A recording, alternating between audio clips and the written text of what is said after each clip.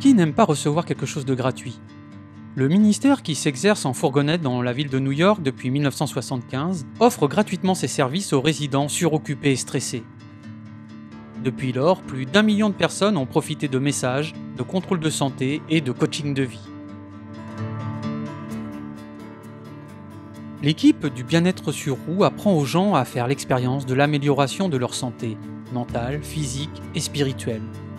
Elle se met au service des gens dans la rue pour les rencontrer là où ils sont, afin de mettre l'amour de Jésus en action.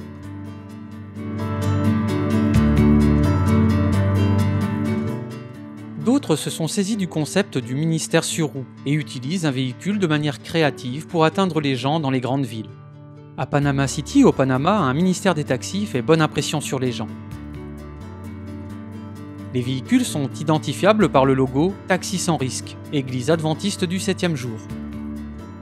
Aussitôt que les passagers entrent dans un taxi adventiste, ils sont accueillis par un message d'accueil spécial, suivi d'un message inspirant à partir d'un CD mis par le conducteur. Le message encourage la personne à aimer Dieu et à étudier sa parole. Le vendredi, la dernière course de la journée est offerte. Le chauffeur en profite pour expliquer aux passagers que le sabbat va bientôt commencer et qu'il sera conduit chez lui pour accueillir ce jour spécial.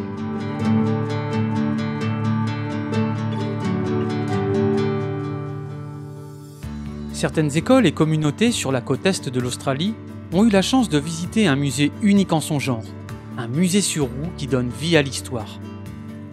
Dr Wayne French a converti un semi-remorque dans le but de mettre ce musée mobile à la disposition des populations isolées, là où les écoles n'ont pas accès à des musées plus grands.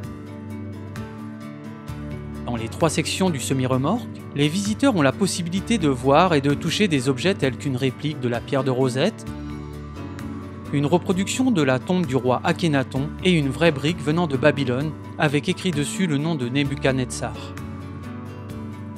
Bien que divertissant et éducatif, ce centre d'influence exceptionnel a pour but profond de prouver aux individus la validité des Écritures et de les amener à se poser des questions spirituelles.